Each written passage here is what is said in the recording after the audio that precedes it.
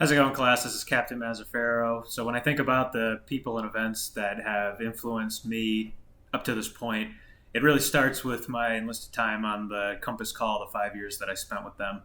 My first shop supervisor was the same aircrew position as me and really was, my first true mentor. He taught me everything that I knew at that point about, just professionalism and how to be a good aircrew member.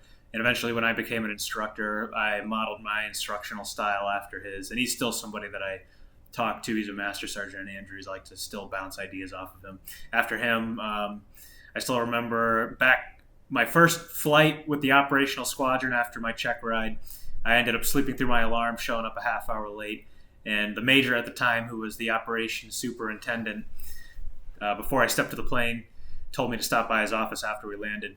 And once we landed, he just eviscerated me for about an hour, and I just left his office just thinking about what an a-hole this guy was. And later on, he ended up becoming my first deployed ADO on my first deployment. And he gave me a lot of advice about, when I tore my ACL, about the procedure and the recovery and all that. And he really just helped me out, and just, he ended up meaning a lot to me despite what I initially thought.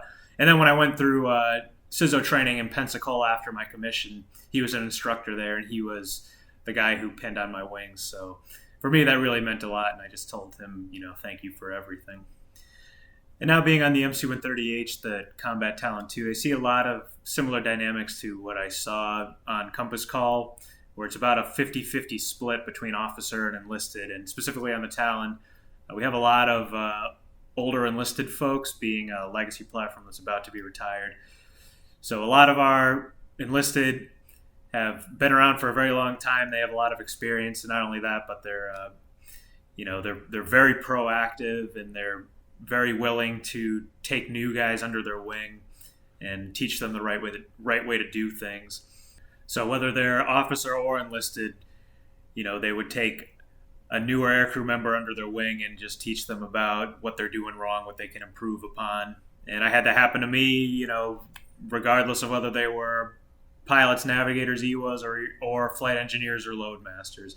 And now that I'm becoming one of the guys with more experience, I'm doing the same thing to the newer junior enlisted and junior officers. So it's very much, in our community, it's very much like a transactional type thing, very communal oriented as far as our leadership style goes.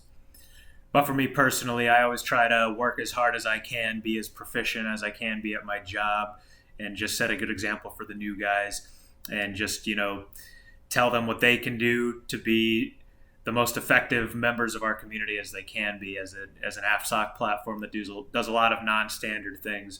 There's a very high emphasis of self-reliance in our community. And I take a lot of pride, as does our entire community, on teaching these guys how to be resourceful and figure out where to solve problems and how to find solutions.